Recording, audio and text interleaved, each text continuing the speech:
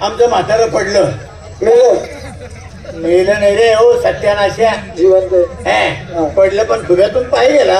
पण डॉक्टरने सांगितलं गावराने तूप वापरा, म्हणजे चारा म्हाताऱ्याला. पण गावात काही तूप मिळत नाही. मग विचार केला, तुझ्याकडे म्हैस आहे, तुमचं दूध काही डेअरीला येत नाही, तुम्ही नक्की घरी तूप बनवत असाल. काय सांगू रे आप्पा तुले, काय झालं? आमना हिस्सा वाटापडी काय दोन्ही भाऊस ना. आता तू मागच्याच महिन्यात पडला ना.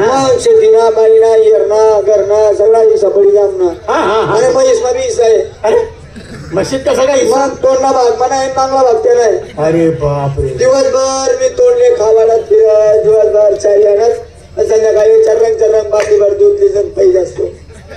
मला असं येत ते भरवी आणि भारत नाही.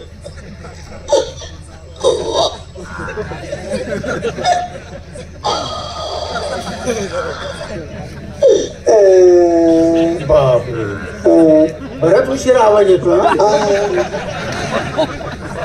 तुझं एम्प्लिफायर का पाण्यात भरलं रे? रात्री पाणी भरलं. ठीक आहे.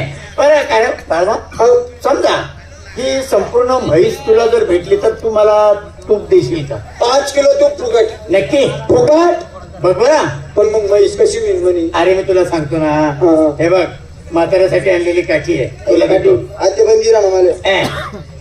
काय करायचं? काय करू? आता तू म्हैस चालून घरी जाशील, तुझा भाऊ दूध काढायला येईल. हो ना. बरोबर नाही?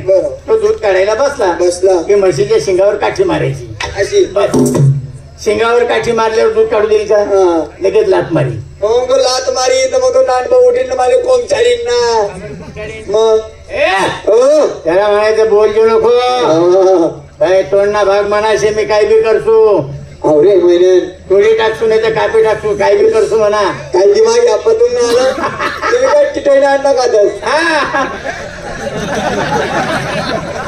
काय खाल्ल्याने काय होतं तुला चांगली माहिती आहे? समजलं? दूध काढायला लागला म्हशीवर. 5 किलो फुकट. जा बेटा. नंतर बेटा. मी तर बेटा ऐकलं. तुला कानपूरला जाईल, मला काय माहिती. बरोबर येतो. या बेटा. बेटा नंतर.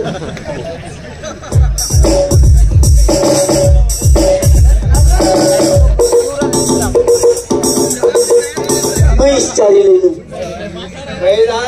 खाली खाली दिसते रे.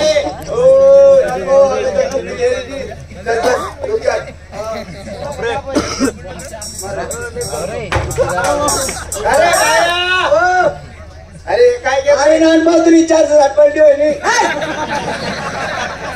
बाया. मला समजून आलं तुला कोणीतरी गुरु भेटला. तोंडवर का मारून वास तोंडना भाग म्हणा, मी काही बी करसू बोला नाही नानभाऊ. नाही मला समजलं ते, म्हणून तर ही माहिती ना तुझ्या मड्यावर लाव. तुला कोणली जाईल मग? म्हैस